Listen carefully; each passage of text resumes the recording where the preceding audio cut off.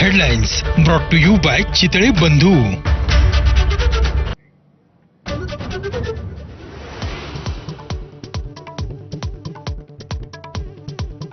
Israel Iran युद्धात अमेरिकेची entry, इराणच्या 3 आण्विक तळांवर हल्ला, स्वतः डोनाल्ड ट्रम्प यांच्याकडून कारवाईची माहिती. तुम्ही युद्ध सुरू केलंय, आता आम्ही शेवट करू. सरकारी वाहिनीच्या माध्यमातून इराणचा अमेरिकेला इशारा, तर प्रत्युत्तर देण्याचा प्रयत्न केल्यास आणखी मोठा हल्ला करण्याची अमेरिकेची धमकी.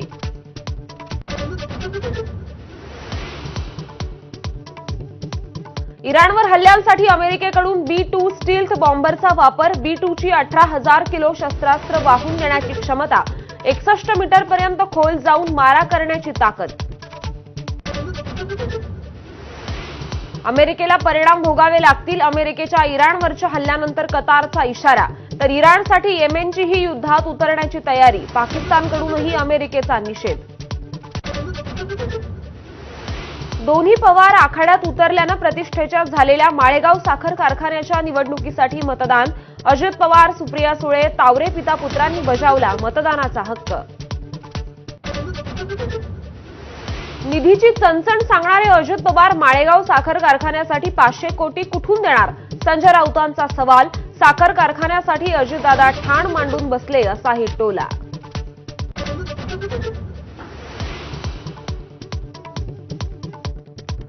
चाळीस आमदार सोडून गेलेले कळालं नाही, त्या माणसाला जनतेच्या मनातलं काय कळणार? मनसेच्या संदीप देशपांडेंची उद्धव ठाकरेंवर टीका. नाव न घेता राऊतांचा चमचा असा उल्लेख, तर राऊतांचंही प्रत्युत्तर.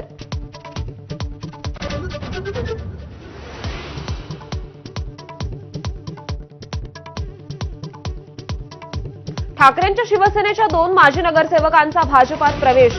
मुंबई महापालिकेत भाजपच्या नगरसेवकांचा आकडा 100 वर गेल्याचा आशिष शेलारांचा दावा. उद्धव ठाकरेंवरही टीकास्त्र.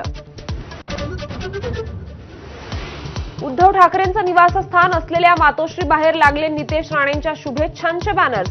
हिंदू गब्बर वस्ताद असा बॅनरवर उल्लेख. शिवसेना वर्धापन दिनी ठाकरेंनी राणेंवर केली होती टीका.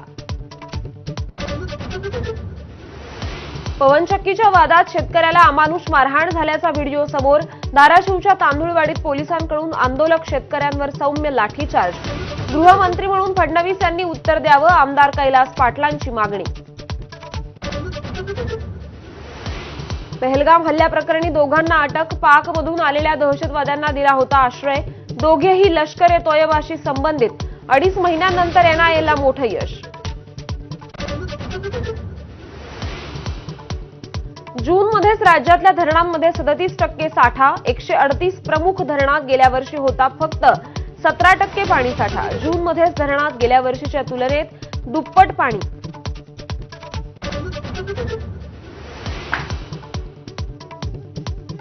पुण्याचा पाहुणचार घेतल्यानंतर संत तुकाराम महाराज आणि ज्ञानेश्वर माऊलींची पालखी आज पंढरपूरकडे मार्गस्थ होणार. हडपसर मार्गे अवघड दिवे घाट ओलांडून सासवडमध्ये आगमन.